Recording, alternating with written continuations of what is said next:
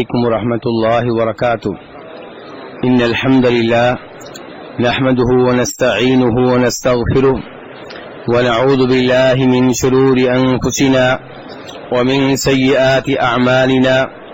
من يهده الله فلا مضل له ومن يضلل فلا هادي له. أشهد أن لا إله إلا الله وحده لا شريك له وأشهد أن محمدا عبده ورسوله.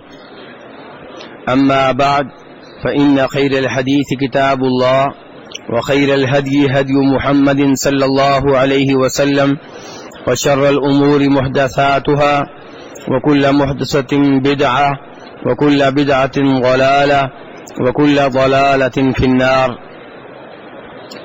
ہر قسم کی حمد و ثنا اللہ تبارک و تعالیٰ کے لیے اور بے شمار درود و سلام ہوں جناب نبی اکرم صلی اللہ علیہ وسلم کی ذات اقدس پہ. آج کے درس میں سورہ قدر کی تفسیر آپ کے سامنے رکھنے کی کوشش کروں گا، اور یہ وہ سورت ہے جس کا تعلق، جس کا موضوع شب قدر ہے. اور ہم جن دنوں سے گزر رہے ہیں یہی وہ دن ہیں جن دنوں کی ایک رات شب قدر قرار پاتی ہے. اس لحاظ سے اس سورت کی تفسیر موجودہ دنوں میں بہت ہی مناسب ہوگا. اللہ تبارک و تعالی اس سورت میں ارشاد فرماتے ہیں اِنَّا أَنزَلْنَاهُ فِي لَيْلَةِ الْقَدْرِ، کہ یقیناً ہم نے اسے نازل کیا ہے شب قدر میں. اسے کسے؟ لیکن قرآن پاک کا نام تو نہیں آیا پہلے. اللہ تعالیٰ نے قرآن کا نام لیے بغیر کیسے کہہ دیا کہ ہم نے اسے شب قدر میں نازل کیا ہے؟ اسے مراد قرآن پاک ہے. آپ کا جواب صحیح ہے، لیکن بات یہ ہے کہ اللہ نے اس کا ذکر کیوں نہیں کیا؟ اللہ نے ایسے کہہ دیا ہے کہ ہم نے اسے شب قدر میں نازل کیا ہے. کسے؟ قرآن کو. کیوں؟ اس لیے کہ قرآن پاک اتنی عظیم شے ہے اور قرآن پاک کی ہی یہ آیت ہے اور قرآن پاک ہی اوپر سے نازل ہوا ہے. اس لیے ہر سامع یہ سمجھ آئے گا کہ اس سے کون سی چیز مراد ہے. قرآن پاک اتنی مشہور شے ہے، اتنی معروف شے ہے کہ ہر ایک کو پتا ہے کہ کس کی بات ہو رہی ہے. نام نہ بھی لیا جائے، اشارہ کر دینا کافی ہے. بالکل وہی صورتحال جو قبر میں ہوتی ہے. قبر میں فرشتہ سوال کرے گا ما کنت تقول فی ھذا الرجل، تمہارا اس آدمی کے بارے میں کیا خیال ہے؟ کس آدمی کے بارے میں؟ جناب محمد صلی اللہ علیہ وسلم کے بارے میں. لیکن وہاں پہ آپ کا نام نہیں لیا گیا. یہیں سے کچھ لوگوں کو غلط فہمی پیدا ہو گئی. کہنے لگے اس کا مطلب یہ ہے کہ نبی علیہ الصلوۃ والسلام کی تصویر وہاں پیش کی جاتی ہے یا وہاں پہ آپ خود حاضر ہوتے ہیں، اسی لیے تو فرشتہ کہہ رہا ہے کہ تمہارا اس آدمی کے بارے میں کیا خیال ہے.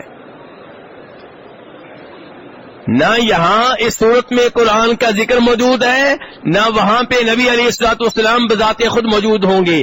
لیکن آپ اتنے مشہور ہیں، آپ اتنے معروف ہیں کہ جب بھی قبر والے سے سوال ہوگا تمہارا اس آدمی کے بارے میں کیا خیال ہے، قبر والا خود ہی سمجھائے گا کس آدمی کے بارے میں سوال ہو رہا ہے. اس سے یہ نتیجہ نکال لینا کہ آپ قبر میں بذات خود موجود ہوتے ہیں یا آپ کی تصویر پیش کی جاتی ہے، یہ بالکل غلط ہے، بغیر دلیل کے ہے. اسی لیے حافظ ابن حجر رحمہ اللہ، امام سیوطی، ملا علی قاری اور دیگر وہ ائمہ کرام جنہوں نے نبی علیہ الصلوۃ والسلام کی اس حدیث کے بارے میں گفتگو کی ہے، وہ کہتے ہیں کہ یہاں پہ یہ جو کہا جا رہا ہے کہ تمہارا اس آدمی کے بارے میں کیا خیال ہے، اس سے مراد یہ ہے کہ وہ آدمی جو تمہارے ذہن میں موجود ہے، بذات خود وہ موجود نہیں ہے، تمہارے ذہن میں موجود ہے. اس سے مراد یہ نہیں ہے کہ آپ بذات خود موجود ہوں گے. اور یہاں اللہ تعالیٰ کہہ رہے ہیں انا انزلناہ فی لیلۃ القدر، ہم نے اسے نازل کیا ہے شب قدر میں. کسے؟ اچھا قرآن اوپر سے کیوں آیا؟ دائیں سے کیوں نہیں آیا؟ بائیں سے کیوں نہیں آیا؟ نیچے سے کیوں نہیں آیا؟ کیونکہ اللہ کہاں پہ ہے؟ عرش پہ ہے. اللہ کہاں ہے؟ اور یہ عقیدہ غلط ہے جو پبلک میں پھیلا دیا گیا ہے کہ اللہ ہر جگہ ہے، اللہ ہر ایک کے دل میں ہے. یہ سب باتیں غلط ہیں، قرآن کے عقیدے کے خلاف ہیں. اللہ کہاں ہے؟ اسی لیے سجدے والا سجدے میں کیا کہتا ہے؟ سبحان ربی الاعلی. میں تو نیچے چلا گیا ہوں لیکن میرا رب نیچے آنے والا نہیں ہے. وہ کہاں ہے؟ الاعلی، سب سے بلند ہے. اللہ تعالیٰ اپنا تعارف کراتے ہوئے کہتے ہیں الرحمن علی العرش استوى. رحمان کہاں ہے؟ عرش پہ مستوی ہے. عرش کہاں ہے؟ سب سے اوپر ہے. اور اللہ سب سے اوپر ہے. اللہ ہر مخلوق سے اوپر ہے. ساری مخلوقات اللہ سے نیچے ہیں. اللہ کے برابر میں یا اللہ سے اوپر کوئی مخلوق نہیں ہے. امام مسلم رحمہ اللہ روایت کرتے ہیں کہ نبی علیہ الصلوۃ والسلام کے پاس ایک صحابی آئے، کہنے لگے اللہ کے رسول علیہ الصلوۃ والسلام میری بکریاں ہیں اور میری ایک لونڈی ہے جس کی ڈیوٹی ہے وہ ان بکریوں کو سنبھالتی ہے، انہیں چارے کے لیے باہر جنگل میں صحرا میں لے جاتی ہے. میں نے ایک دن اپنی بکریاں نوٹ کی، انہیں شمار کیا تو دیکھا کہ ایک بکری کم ہے. میں نے لونڈی سے پوچھا ہے کہ بکری کہاں گئی؟ کہنے لگی بھیڑیا کھا گیا ہے. مجھے بڑا غصہ آیا، میں نے زور سے اسے تھپڑ رسید کیا. نبی علیہ الصلوۃ والسلام نے آگے سے فرمایا کہ تم نے بہت بڑی حرکت کی ہے. لونڈی کو تھپڑ مارنا یہ بہت بڑی حرکت کی ہے. صحابی کہتے ہیں کہ جب مجھے پتا چلا نبی علیہ الصلوۃ والسلام کے الفاظ سے محسوس ہوا کہ میں نے بہت بڑی حرکت کی ہے تو میں نے کہا اللہ کے رسول علیہ الصلوۃ والسلام کیا کفارے کے طور پہ میں اس لونڈی کو آزاد کر دوں؟ آپ نے فرمایا اس لونڈی کو میرے پاس لے کر آؤ. لونڈی کو لایا گیا. نبی علیہ الصلوۃ والسلام لونڈی کا امتحان لینے لگے ہیں، سوال و جواب ہونے لگے ہیں، ٹیسٹ ہونے لگا ہے. آپ دیکھنے لگے ہیں کہ لونڈی مسلمان ہے یا نہیں، مومن ہے یا نہیں. ذرا دیکھیے گا کون سے سوال ہوئے ہیں. کیا ان سوالوں کا جواب ہمیں بھی آتا ہے؟ نوٹ کیجئے گا. اور سوال کس سے ہو رہے ہیں؟ جناب ابو بکر سے، جناب عمر سے؟ لونڈی سے، بکریاں چرانے والی لونڈی سے. وہ لونڈی ہمارے لحاظ سے تو ایک صحابی ہیں، اللہ کی ولی ہیں. ہم اس لونڈی کی پاؤں کی خاک بھی نہیں ہیں، لیکن صحابہ کرام کے مقابلے میں ایک عام سی عورت ہے. جناب صدیق کی طرح نہیں ہے، جناب فاروق کی طرح نہیں ہے، بکریاں چرانے والی لونڈی ہے. اور سوال کیا ہو رہا ہے؟ این اللہ، اللہ کہاں ہے؟ اللہ اس سے پتا چلا کہ ایک مسلمان کو معلوم ہونا چاہیے کہ میرا رب کہاں ہے، جسے صبح و شام میں سجدے کرتا ہوں، جس کا میں صبح و شام ذکر کرتا ہوں، جس کے کلام کی میں تلاوت کرتا ہوں، جس کے لیے میں حج کرتا ہوں، جس کے لیے میں عمرہ کرتا ہوں، جس کے لیے میں بیت اللہ کا طواف کرتا ہوں، جس کے نام پہ بکرے ذبح کرتا ہوں. میرا رب وہ کہاں ہے؟ ایک غلط عقیدہ وہ ہے جو وحدت الوجود کے نام پہ معاشرے میں پھیلا دیا گیا ہے کہ اللہ ہر چیز میں ہے. یہ غلط عقیدہ ہے. اللہ اوپر ہے، عرش سے اوپر، سب سے اوپر. اَأَمِنْتُم مَّن فِي السَّمَاءِ قرآن کا عقیدہ ہے. الرحمن عَلَى اسْتَوَىٰ قرآن کا عقیدہ ہے. اسی لیے ابن تیمیہ، ابن قیم اور دیگر کئی ایک ائمہ محدثین نے وعدے کیا ہے کہ صرف قرآن پاک سے 1000 سے زیادہ ایسے دلائل مل جائیں گے. کتنے؟ صرف قرآن پاک سے ایسے دلائل مل جائیں گے جن سے پتا چلتا ہے کہ اللہ سب سے اوپر ہے، اللہ اوپر ہے. ان میں سے ایک دلیل یہ ہے کہ انا انزلناہ فی لیلۃ القدر، ہم نے قرآن کو نازل کیا ہے، قرآن کو اتارا ہے. قرآن اللہ کا کلام ہے، اللہ کی طرف سے اترا ہے. اس کا مطلب یہ ہے کہ صاحب کلام کہاں ہے؟ اوپر ہے. تو لونڈی سے آپ نے سوال کیا این اللہ، اللہ کہاں ہے؟ لونڈی کہتی ہے فی السماء، اللہ اوپر ہے. اللہ کہاں ہے؟ اوپر ہے. یہی قرآن کا عقیدہ ہے. آمنتم من فی السماء، دوسرا سوال من انا، میں کون ہوں؟ لونڈی کہتی ہے انت رسول اللہ، آپ کیا ہیں؟ اللہ کے رسول ہیں۔ نبی علیہ الصلوۃ والسلام نے فوری طور پہ نتیجے کا اعلان کر دیا۔ صرف دو سوال ہوئے ہیں، ایک اللہ کے بارے میں، ایک اللہ کے رسول کے بارے میں۔ اللہ کے بارے میں یہ سوال نہیں ہوا کہ اللہ کے وجود پہ ایمان رکھتی ہو کہ نہیں رکھتی ہو، اللہ کو خالق مالک رازق مانتی ہو کہ نہیں مانتی ہو۔ سوال یہ ہوا کہ اللہ کہاں ہے۔ اس سے پتا چلا کہ یہ عقیدہ کہ اللہ کہاں ہے اسے جاننا بہت ضروری ہے۔ تو جب لونڈی نے یہ دو جواب دیے، آپ نے اعلان کیا آتقھا، میرے صحابی اس لونڈی کو آزاد کر دو، فإنہا مؤمنۃ، یہ مومن لونڈی ہے۔ مومن لونڈی اس لیے کہ اس کا ایمان ہے کہ اللہ اوپر ہے، مومن لونڈی اس لیے کہ جناب محمد صلی اللہ علیہ وسلم کو اللہ کا رسول مانتی ہے۔ تو میرے بھائیو اس لیے یہ عقیدہ اپنائیے، اور یہ عقیدہ آپ کی فطرت میں ہے، لوگوں نے اسے خراب کیا ہے۔ ورنہ جب آپ پہ مصیبت آتی ہے تو آپ کدھر دیکھتے ہیں؟ کبھی نیچے بھی دیکھا ہے کہ یا اللہ؟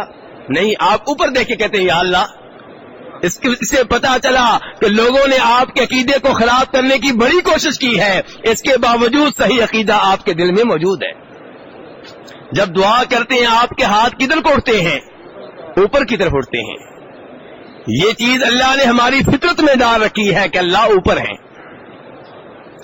اوپر ہونے کے باوجود علم کے لحاظ سے اللہ تعالیٰ ہر ایک کے بارے میں جانتے ہیں، کوئی چیز نہیں ہے جو اللہ کے علم سے باہر ہو، ہر ایک اللہ کی قدرت میں ہے، ہر آواز کو اللہ سننے والے ہیں۔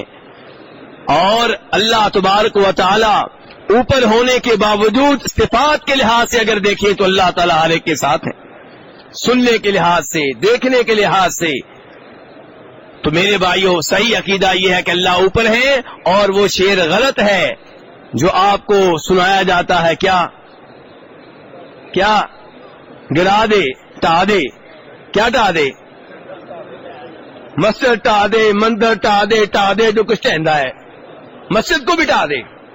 آپ دیکھیں، اندازہ کریں، مندر کو بھی گرا دے، مسجد کو بھی گرا دے، بس ایک مومن کا دل نہیں گرانا ڈہانا، کیونکہ یہاں پہ کون رہتا ہے؟ یہ ہے غلط عقیدہ۔ اس سے متاثر نہ ہوا کریں شعر کس کا ہے، یہ دیکھا کریں کہ شعر قرآن کے مطابق ہے کہ نہیں ہے۔ افسوس ہوتا ہے ان لوگوں کی عقل پہ جنہیں ہم قرآن کا عقیدہ بتاتے ہیں، ہم قرآن کا نام لیتے ہیں، اللہ کا کلام، لوگ آگے سے کہیں گے اچھا یہ فلاں پیر صاحب کا شعر ہے۔ ارے تیرے پیر کی اللہ کے سامنے کیا حیثیت ہے؟ تو یہ قرآن کا عقیدہ ہے۔ اللہ کہاں ہے میرے بھائیو؟ اللہ اوپر ہے۔ انا انزلناہ فی لیلۃ القدر، اللہ نے اوپر سے یہ قرآن نازل کیا ہے۔ اس سے پتا چلا یہ قرآن کتنا عظیم ہے، جو اللہ نے اوپر سے بھیجا ہے، اللہ کا کلام ہے، اللہ کی صفت ہے۔ اور یہ اللہ نے کب نازل کیا ہے؟ فی لیلۃ القدر، شب قدر میں۔ شب قدر کس مہینے میں ہوتی ہے؟ شہر رمضان الذی انزل فیہ القرآن۔ اللہ تعالیٰ کہتے ہیں کہ رمضان وہ مہینہ ہے جس مہینے میں قرآن نازل ہوا ہے۔ قرآن عظیم، رمضان عظیم، رمضان عظیم کہ اس میں قرآن نازل ہوا، قرآن عظیم کے رمضان میں نازل ہوا۔ اور رمضان کی کس رات میں نازل ہوا؟ شب قدر میں۔ انا انزلناہ فی لیلۃ القدر، بڑی عظیم رات ہے، بڑا مقام ہے اس رات کا جس رات میں قرآن نازل ہوا ہے۔ انا انزلناہ فی لیلۃ القدر۔ شب قدر کب ہوتی ہے؟ رمضان میں ہوتی ہے۔ رمضان کے 3 عشرے ہیں، پہلا عشرہ رحمت کا، دوسرا عشرہ بخشش کا، تیسرا عشرہ جہنم سے آزادی کا۔ یعنی کہ پہلے 20 راتوں میں اللہ آزاد نہیں کرتے کسی کو، نہ معاف کرتے ہیں، ایسے ہی ہے نا؟ آپ خود ہی کہہ رہے ہیں۔ تو یہ بات بھی غلط ہے، یہ ایک مشکوک ضعیف روایت ہے کہ پہلا عشرہ کس چیز کا؟ رحمت کا، دوسرا نہیں۔ رمضان کی ہر رات رحمت کی رات ہے، رمضان کی ہر رات بخشش کی رات ہے، رمضان کی ہر رات جہنم سے آزادی کی رات ہے۔ یہ بات جو پبلک میں مشہور کر دی گئی ہے اور اسے نبی علیہ الصلوۃ والسلام کی طرف منسوب کیا جاتا ہے، روایت موجود ہے لیکن ناقابل اعتبار ہے، ثابت نہیں ہو سکا کہ الفاظ اللہ کے رسول نے کہے ہوں۔ تو رمضان کی ہر رات کیا ہے؟ رحمتوں کی رات، ہر رات بخشش کی رات، ہر رات جہنم کی آگ سے آزادی کی رات۔ اس عظیم مہینے میں اللہ نے قرآن نازل کیا ہے، انا انزلناہ فی لیلۃ القدر۔ تو رمضان کے 3 اشرے ہیں، جو آخری اشرہ ہے اس اشرے میں تاک رات ہوتی ہے۔ آخری رمضان کی آخری 10 راتوں میں ایک رات کون سی رات قرار پاتی ہے؟ شب قدر قرار پاتی ہے، اور آخری اشرے کی 10 راتوں میں سے 5 راتیں تاک راتیں ہیں۔ کون کون سی؟ 21ویں، 23ویں، 25ویں، 27ویں، 29ویں، ان 5 راتوں میں سے کوئی رات شب قدر ہوتی ہے۔ یہ نبی علیہ الصلوۃ والسلام کی حدیث سے ثابت ہے، بخاری مسلم کی حدیث ہے۔ آپ کے زمانے میں یہ رات ایک دفعہ 27ویں رات بنی، آپ کے زمانے میں ایک دفعہ یہ رات 21ویں رات بھی بنی، لیکن یہ رات کسی سال 21ویں ہوتی ہے، کسی سال 23ویں ہوتی ہے، کسی سال 25ویں ہوتی ہے۔ ہم یہ نہیں کہہ سکتے کہ 27ویں رات ہی شب قدر کی رات ہے۔ ہاں، 27ویں رات ایک دفعہ آپ کے زمانے میں شب قدر بنی ہے، اور ایک دفعہ آپ کے زمانے میں 21ویں رات شب قدر بنی ہے۔ تو ان 5 راتوں میں سے کوئی رات شب قدر ہوتی ہے۔ مسلمان کا کام یہ ہے کہ آخری اشرے کی ہر رات یہ سمجھ کے عبادت میں گزارے کہ شاید یہی رات شب قدر ہو۔ جناب عائشہ فرماتی ہیں، مسلم وغیرہ کی حدیث ہے کہ جب رمضان کی آخری 10 راتیں آتی، آخری 10 دن آتے، نبی علیہ الصلوۃ والسلام یہ راتیں بیدار رہتے، گھر والوں کو بھی بیدار رکھتے، خود بھی اللہ کی عبادت کرتے، گھر والوں سے بھی اللہ کی عبادت کا کہتے، اور کمر کس لیتے۔ میرے بھائیو، اللہ کی عبادت کے لیے آپ کمر کس لیتے۔ یہ بڑی عظیم راتیں ہیں، ان راتوں کو ہم نے گفتگو میں نہیں گزارنا، فلمیں دیکھنے میں نہیں گزارنا، ڈرامے دیکھنے میں نہیں گزارنا۔ آپ کہیں گے ہم تو مسجد نبوی میں آ بیٹھے ہیں، یہاں کون سے ڈرامے ہیں، یہاں کون سی فلمیں ہیں؟ آپ کے بچے تو گھر میں بیٹھے ہوئے ہیں، اور ٹی وی آپ گھر میں انہیں دے کر آئے ہیں۔ ایسے ہی ہے، ڈش کا بندوبست بھی آپ کر کے آئے ہیں، نیٹ بھی گھر میں جی موجود ہے، اور خود مسجد میں آ کر بیٹھ کے ہیں۔ ان کا ذمہ دار کون ہے؟ ان کے ذمہ دار بھی آپ ہیں۔ میرے بھائیوں، بڑی عظیم راتیں ہیں۔ اللہ تعالیٰ کہتے ہیں ان عظیم راتوں میں سے ایک رات میں ہم نے قرآن کو نازل کیا ہے، شب قدر میں۔ اور میرے بھائیوں، شب قدر فیصلے کی رات ہے۔ کون سی رات ہے؟ فیصلوں کی رات ہے۔ ایک سال، آئندہ ایک سال میں کیا کچھ ہونا ہے، یہ سارا کچھ لوہے محفوظ سے اتارا جاتا ہے، فرشتوں کے حوالے کر دیا جاتا ہے۔ کس رات میں؟ شب قدر میں۔ شب برات میں نہیں، شب فیصلوں والی رات شب برات نہیں ہے، شب قدر ہے۔ شب برات شعبان کی 15ویں رات خصوصی طور پہ عبادت میں گزارنا، اس کا اہتمام کرنا، شب بیداری کا اہتمام کرنا، اس رات خاص طور پہ نمازیں پڑھنا، یہ سوچ کر کہ آج شب برات ہے، اس کی اہمیت ہے، اس کی فضیلت ہے، اس لیے خاص طور پہ عبادت کروں گا۔ تو یہ ساری عبادات جو شب برات کے نام پہ ہوتی ہیں، نبی علیہ الصلوۃ والسلام سے ثابت نہیں ہیں۔ اس بارے میں جو روایات آتی ہیں ضعیف روایات ہیں۔ فیصلوں والی رات کون سی ہے؟ یہ میں نہیں کہہ رہا، قرآن کہہ رہا ہے۔ انا انزلناہ فی لیلۃ مبارکہ انا کنا منذرین فیہا یفرق کل امر حکیم۔ اللہ تعالیٰ کہتے ہیں جس بابرکت رات میں ہم نے قرآن کو نازل کیا ہے، اسی بابرکت رات میں محکم امور کے فیصلے ہوتے ہیں۔ فیصلوں والی رات کون سی ہے؟ جس رات قرآن نازل ہوا۔ یہ قرآن نے 25ویں سپارے میں کہا، سورہ دخان میں کہا، اور 30ویں سپارے میں اللہ نے بتا دیا کہ جس رات قرآن نازل ہوا ہے وہ شب قدر کی رات ہے۔ اور شب قدر کس مہینے میں ہوتی میرے بھائیو؟ وہ رمضان میں ہوتی ہے، شعبان میں نہیں ہوتی۔ انا انزلناہ فی لیلۃ القدر وما ادراک ما لیلۃ القدر۔ یہ رات اتنی عظیم رات ہے کہ اللہ اپنے نبی سے کہہ رہے ہیں کہ آپ کو کیا معلوم شب قدر کیا ہے۔ شب قدر کی اہمیت، شب قدر کی فضیلت، شب قدر کی شان، شب قدر کا مقام صحیح معنوں میں 100% کوئی بھی انسان نہیں جان سکتا۔ اسی لیے آپ کہہ رہے ہیں آپ کو کیا معلوم شب قدر کی کیا حقیقت ہے۔ لیلۃ القدر خیر من الف شہر، شب قدر وہ عظیم رات ہے جو 1000 مہینوں سے بہتر ہے. 1000 مہینوں سے یہ ایک رات بہتر ہے. اگر 1000 مہینوں میں شب قدر نہ ہو، دوسری طرف ایک رات شب قدر کی ہو، یہ ایک رات شب قدر 1000 مہینوں سے بہتر ہے. شب قدر میں جو آپ عبادت کریں گے وہ 1000 مہینوں کی عبادت سے بہتر ہے. تنزل الملائکۃ فیہا والروح، یہ وہ عظیم رات ہے جس رات میں فرشتے نازل ہوتے ہیں، جس رات جبریل علیہ السلام نازل ہوتے ہیں. بِإِذْنِ رَبِّهِمْ، اپنے رب کے حکم سے نازل ہوتے ہیں. اور من کل امر، ہر معاملہ لے کر نازل ہوتے ہیں.